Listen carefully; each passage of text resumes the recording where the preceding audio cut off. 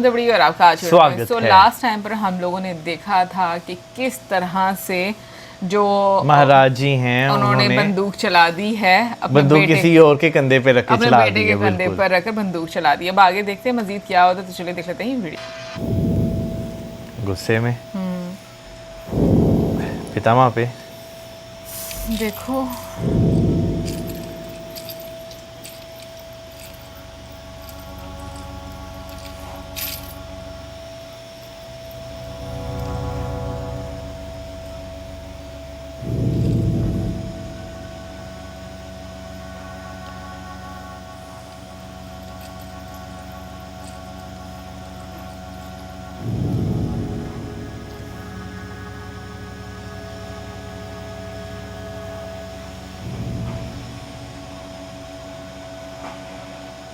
मित्र, इतनी रात का कैसे आना हुआ मित्र? क्या मित्र के निवास पर समय देखकर जाया जाता है? मैं तो बहुत पहले आ गया होता मित्र, परंतु अपने क्रोध की अग्नि को ठंडा करने के पश्चात ही आना चाहता था। मैं तुमसे क्षमा चाहता हूं। काहे के लिए? आज राज्यसभा में पितामह ने जो तुम्हारा अपमान किया उसके लिए। यदि किसी सूतपुत्र को सूतपुत्र कह दिया जाए तो इसमें अपमान कैसा?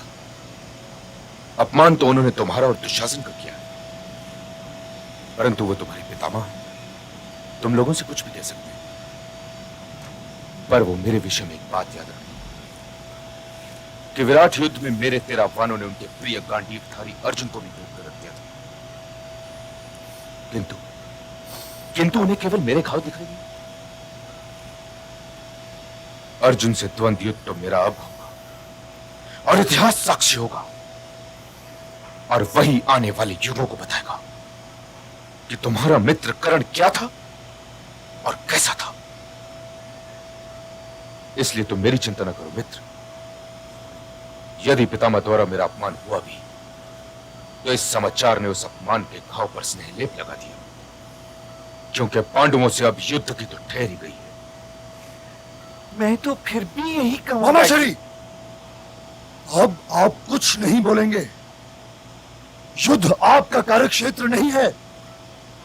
आपके षड्यंत्रों के कारण हम लोग भरतवंश के इतिहास को मुंह दिखाने के योग्य नहीं रहे। युद्ध का निर्णय लिया जा चुका है और मैं योद्धाओं की भांति चैन से सो सकूंगा।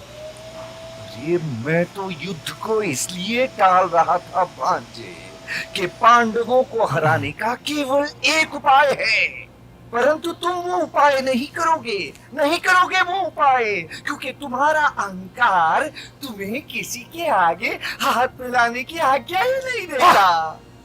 मैं किसी के आगे हाथ नहीं फैलाऊंगा। जीजा श्री ने ठीक ही कहा था कि पराजय तुम्हारे दुर्भाग्य में है, और ये दुर्भाग्य तुम्हें स्वीकार करना ही पड़ेगा। आप किसके आगे हाथ फैलाने को कह रहे हैं मामाश्री? मुझे बताइए ना, मैं भ्राताश्री की ओर से उनके आगे हाथ फैला लूंगा। नहीं, ऐसे विषयों में प्रतिनिधित्व नहीं चलता पुत्र, नहीं चलता। किंतु यदि ये युद्ध दुर्योधन जीतना चाहता है तो स्वयं इसे जाकर वासुदेव से सहायता मांगनी ही पड़ेगी। यदुवंशी बड़े शक्तिशाली है, उनकी सेना भारतवर्ष की सबसे उत्तम सेना है। हाँ, यदि युद्ध हारना चाहते हो तो ना जाओ वासुदेव के पास, परंतु यदि ये युद्ध जीतना चाहते हो तो वासुदेव की उपेक्षा नहीं कर सकते पुत्र, नहीं कर सकते वासुदेव की उपेक्षा। जाओ वासुदेव के पास अभी।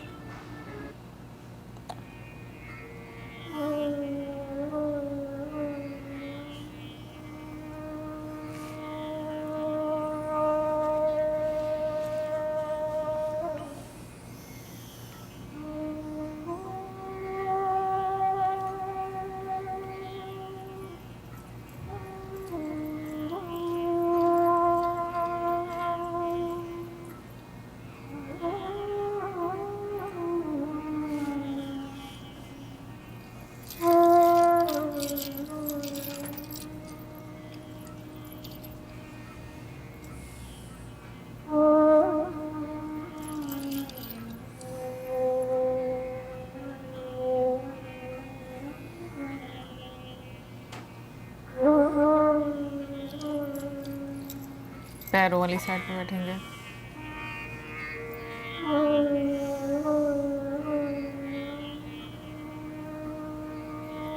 मुस्कुरा रहे हैं।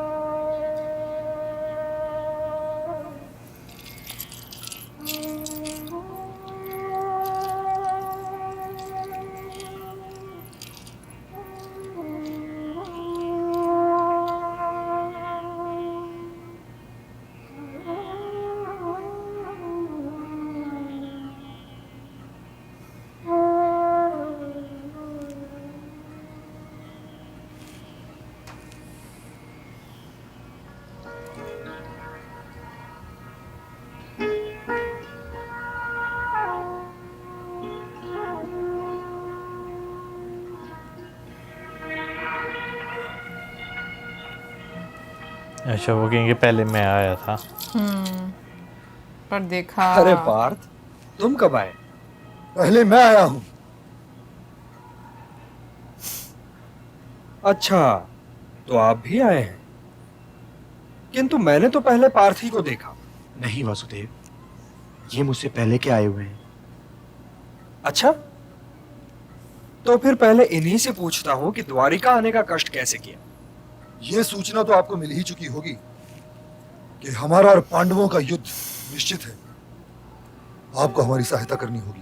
ये ऐसा क्यों? रिक्वेस्ट कर रही हैं? हाँ। ऐसा इसलिए कि अर्जुनी की भांति मैं भी आपका मित्र हूं और हम दोनों के संबंध भी आपसे एक ही से हैं। हाँ, ये तो है।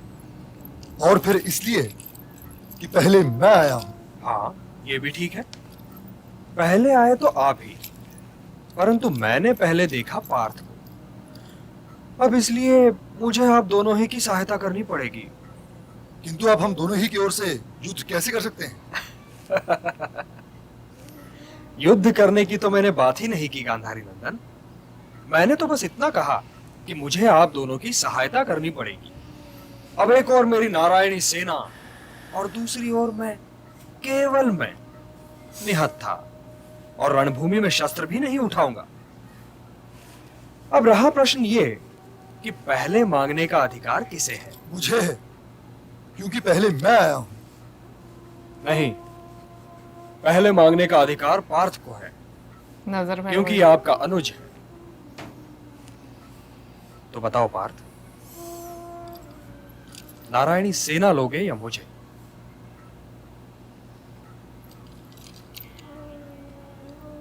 मैं नारायणी सेना से सहायता मांगने नहीं आया था वासुदेव। मैं तो आपसे सहायता मांगने आया था।